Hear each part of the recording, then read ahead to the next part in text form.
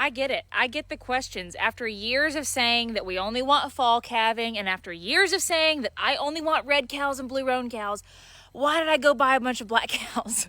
Especially cows that are having babies out of our time frame. They're having spring calves.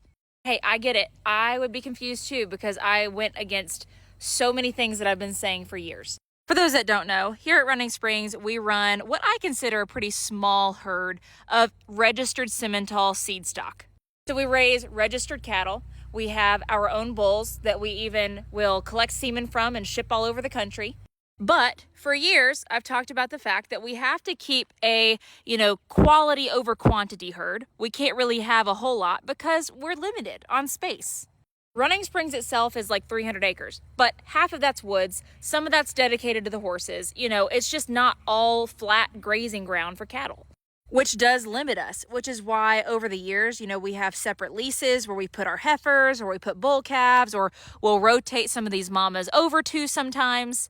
And you also have to take into account, how much hay ground we have to provide hay for these cows and all those things. There's lots of factors that goes into the amount of cattle head that we can have. And over the last year or so, we have actually gained more access to more land and have more hay ground. We have more grazing ground. And for this next year, it will be usable. So we'll be able to put cows on it. And not to say that we want to build fast, but it's opened up the ability for us to have not only a fall herd, but also to start having a few cows calve in the spring. This is going to be useful for two things. Sometimes we have cows that just don't catch, meaning they don't get pregnant when they're supposed to, and for whatever, or they lose a calf or whatever. And so you don't lose an entire year. You just breed them when it works for them, and then they can calve a little bit later, and they have a few others to do that with. It also allows for us to spread out our time. We don't have the manpower, and we don't honestly have the emotional bandwidth to calve out 100 calves at once, right? And it also opens your buyers up. So a lot of people have only a spring herd. So when they come to your cattle sale and all you have is fall calvers, or all you have are heifers born in the fall, it might not go with their timeline. Hello. So that addresses one part of the question. Second part of the question, you're my normal type. You're red. Why did I get all these ladies, right? Because contrary to popular belief, my dad is not the one that wrote the check for these girls. So basically, this expansion it's due to a lot of things. It's due to years of hard work on my parents' part and on the farm's part.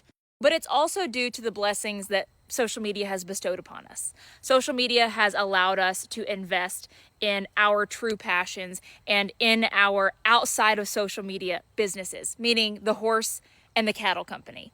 So with that being said, going forward, Running Springs isn't just Matt and Terry, my parents. Going forward, Running Springs is Matt, Terry, Katie, Jonathan.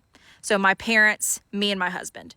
Which means basically the herd is ours. It is no longer my cows versus their cows versus my cows, my embryos versus their embryos, his bull versus if I get a bull. Like, it's all of ours. It's a family-owned business. We all own basically equal shares, which means I had, unfortunately, the ability through social media to invest in this company that I'm now an equal owner in. And we needed more heifers that are going to be having heifers. So a lot of these mamas are bred with confirmed heifer calves or just good breeding stock.